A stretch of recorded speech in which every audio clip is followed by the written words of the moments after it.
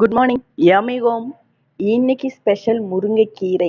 ஆமாம், முருங்கைக்கீரை, முருங்கைப்பூ இது சம்மந்தமானது. ஏன்னா முருங்கைக்கீரையில் நிறைய இரும்பு சத்து, vitamin A, B complex, vitamin C, protein, அதுக்கப்புறம் புரதம், கால்சியம், பொட்டாசியம், ஸோ நிறைய சொல்லிக்கிட்டே போகலாம். முருங்கைக்கீரை கீரைகளின் அரசன் என இதை சொல்லலாம். ஸோ இன்றைக்கி அதுதான் எங்கள் வீட்டில் அம்மா வீட்டிலேருந்து எடுத்துகிட்டு வந்தேன்.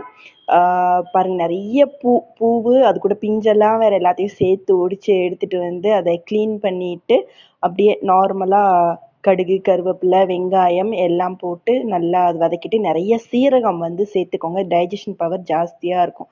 ஸோ நிறைய சீரகம், காஞ்ச மிளகா எல்லாம் சேர்த்து அதை அப்படியே வதக்கிட்டு அது கூட முருங்கைக்கீரையை போட்டு அப்படியே வதக்கியாச்சு. இதை நீங்கள் கூட்டு செஞ்சு சாப்பிடலாம். பருப்பு சேர்த்து, துவரம் பருப்பு, கொஞ்சம் பாசிப்பருப்பு சேர்த்து கூட்டு செஞ்சு சாப்பிட்டாலும் உடம்புக்கு ரொம்ப ரொம்ப நல்லது.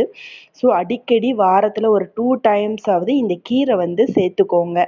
குழந்தைங்க தான் கீரையே சாப்பிட மாட்டாங்க. அது ஒரு குழம்பு மாதிரி வச்சு இதுதான் சாப்பிடணும் அப்படிங்கிற மாதிரி சொல்லிட்டோம் அப்படின்னா அதுதான் சாப்பிடுவாங்க. So enjoy.